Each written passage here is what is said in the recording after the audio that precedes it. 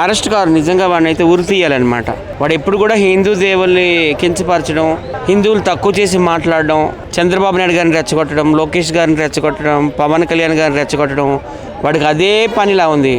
ఎవరు ఏమి నన్ను చేయలేరు అన్నారు. చూడు ఇప్పుడు చెప్పు కూడా తినిపిస్తున్నారు. చాలా మంచి పని చేశారు ఆంధ్ర గవర్నమెంట్ వాళ్ళు. ఎందుకంటే వాడు మతాల మధ్యన చిచ్చు పెట్టే వ్యక్తి. మళ్ళీ నేను ఏ మతాన్ని నమ్మను, ఏ దేవుడిని నమ్మను నేను అంటాడు. మరి నువ్వే దేవుడిని నమ్మనప్పుడు క్రైస్తవుల మీటింగ్లో నీకేం పని? అంతే కదా, మంచి పని అయిందా? నేనైతే మరి అక్కడ కూడాను మతాల మధ్య చిచ్చులు పెట్టే పార్టీలు ఉన్నాయి కదా, ఆ పార్టీ నాయకులు ఏమైనా హెల్ప్ చేశారేమో అని ఎన్నో లక్షలు కట్టుంటారు. అంతా మేనేజ్ చేసేవచ్చు కదా, చాలా వరకు డబ్బు ఉంటే. కానీ వాడు అరెస్ట్ అవ్వడం, ఒక్కరోజైనా జైలు ఉండడం, మళ్ళీ వెళ్తాడు. ముందుంది ముసలి పండుగ. బెయిల్ మీదే కదా వాడు వచ్చాడు. వాడు కేసు అయితే కొట్టలేదు కదా, మళ్ళీ లోపడేయడం అనేది అదే జరుగుతుంది. ఇప్పుడు ఆంధ్రాలో అదే ఒక పెద్ద సమస్య వచ్చి పడిందండి. మతాలు మధ్యన చిచ్చు పెట్టే పార్టీలు చాలా ఉన్నాయి అక్కడ. ఇక్కడ తెలంగాణలో ప్రాంతాల మధ్య చిచ్చు పెట్టే పార్టీలు ఎలా ఉన్నాయి, అక్కడ కూడా అలాగే ఉన్నాయి. ఎనీవే మళ్ళీ వాడు వెళ్తాడు. వాడిని అరెస్ట్ చేయడం కాదు, ఉరి తీయాలని నేనైతే కోరుకుంటున్నాను. ఇంకోటి తెలంగాణ జర్నలిస్ట్ కేవీఆర్ కూడా అర్ధరాత్రి అరెస్ట్ చేయడం జరిగింది ఏపీ పోలీసులు వచ్చి. ఆయన కూడా ప్రాంతాల మధ్యన చిచ్చు పెట్టే వ్యక్తే.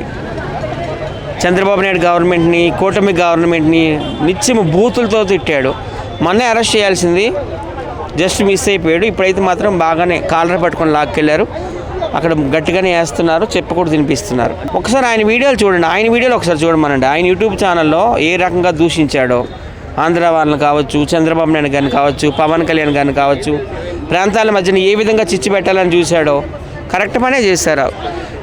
కోర్స్ ఆంధ్రాలో ఎవరైనా కానీ తెలంగాణ వాళ్ళు తిడితే వాళ్ళని కూడా తీసుకొచ్చి అరెస్ట్ చేయాలని నేనైతే కోరుతున్నాను. ఏమి ఇదేమైనా పాకిస్తానా, బంగ్లాదేశ్? ఎందుకు రాకూడదు ఏపీ పోలీసులు? ఏపీ లీడర్లనే తిట్టాడు, ఏపీలోకి లాక్కెళ్ళారు. ఒకవేళ ఎవరైనా తెలంగాణ లీడర్ని తిట్టారని ఆంధ్ర వాళ్ళని కూడా లాక్కొచ్చి ఇందులో వేసేయండి అని నేను కోరుతున్నాను. రేవంత్ రెడ్డి ప్రభుత్వం చాలా బాగుంది, వారవలేకపోతున్నారు. ఆయన గవర్నమెంట్లో మతాల మధ్యన చిచ్చులు అనేవి చాలా తక్కువ ఉన్నాయి, ప్రాంతాల మధ్యన చిచ్చులు అనేవి చాలా తక్కువ ఉన్నాయి. కనుక వీళ్ళు వారవలేక ఆయన మీద పడి ఏడుస్తున్నారు. కానీ ఆయన పరిపాలన బాగానే ఉంది, దిగ్విజయంగా 3 సంవత్సరాలు పూర్తి చేసుకున్నారు. ఇంకా 2 సంవత్సరాలు కూడాను మంచిగానే కంప్లీట్ చేస్తారని నేనైతే కోరుకుంటున్నాను.